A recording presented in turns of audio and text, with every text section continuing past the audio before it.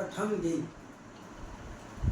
हमारे सनातन धर्म का पहला दिन होता है, जिसको हम लोग नववर्ष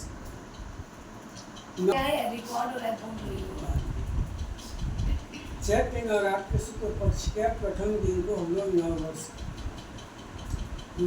का मतलब नवरात्रि का प्रथम दिन। नवरात्रि का प्रथम दिन हम लोग किस रूप में मनाते हैं?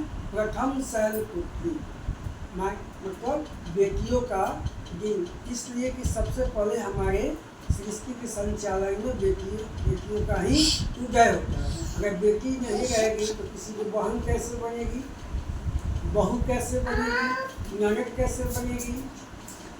तो इसलिए सबसे पहले हम लोग बेटी को ही हम लोग मान्यता हमारे सनातन धर्म में दिया हुआ है। दूसरा चीज़ की आज बड़ा दुर्भाग्य की बात है कि हमारे देश में आज भी बेटों की अपेक्षा बेटियों की संख्या कम है, जबकि बेटियों की संख्या ज़्यादा होना चाहिए और बेटों की संख्या कम होना चाहिए। दूसरा, हम लोग नवरात्र के जो दूसरा दिन होता है उसको ब्रह्मचारिणी कहा जाता है। हम लोग बेटों को सिखलाते हैं कि बेटा ब्रह्मचर्य का पालन करो, लेकिन हम लोग बेटियों को शिक्षा देंगे आज के डेट में भूल गए हैं कि बेटियों को भी ब्रह्मचर्य का पालन करना चाहिए।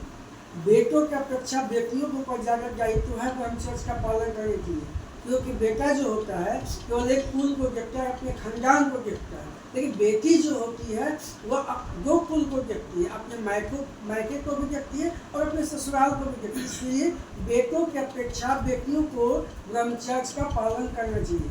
बहुत से लोग समझते हैं कि ब्रह्मचर्य का मतलब लोग नहीं समझते। ब्रह्मचर्य का मतलब ये होता है कि ब्रह्म रीति से विवाह करके उस सिस्टम को अपने जीवन में उतारने को ही ब्रह्मचर्य कहते हैं।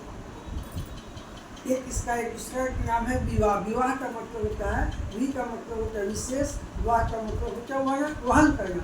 आप किसी के साथ जीवन का संकल्प करके ब्रह्म रीति से विवाह करके और उसके साथ अपने जीवन के दायित्व को निर्वाह करके उसी को ब्रह्मचर्य कहते हैं। बहुत से लोग कहते हैं ब्रह्मचर्य का मतलब होता है कि अकेले रहना, संन्यास ग्रहण करना ही। जिसको लोग समझते हैं ब्रह्मचर्य, वास्तव में वे लोग इस धरती पर बोझ हैं। आप सृष्टि में जब जन्म लेते हैं और सृष्टि के संचालन में सहयोग नहीं करते तो कजियाँ घिरता है।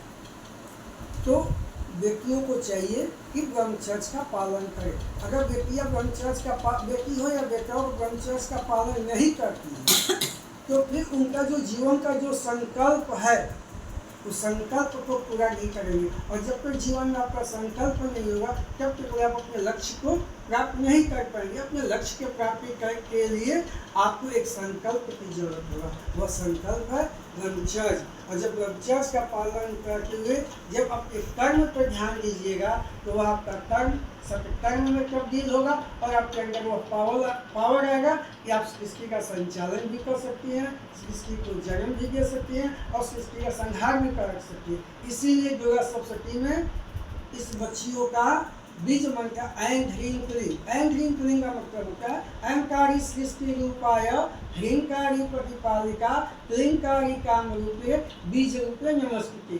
एक बेटी ही है जो ब्रह्मचर्य का पालन करके और तीनों पावर को अपने अधीन रख लेती है। इसी को दुर्गा कहा गया है।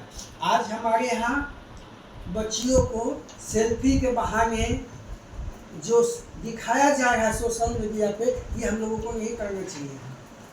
हम लोगों किसी भी देवी को आप उठा कर देख लीजिए, उसके हाथ में कोई खाली नहीं है, सब शस्त्रों से भरा हुआ है। हम लोगों की जो बेटियां हैं ना उनको शिक्षा देना चाहिए।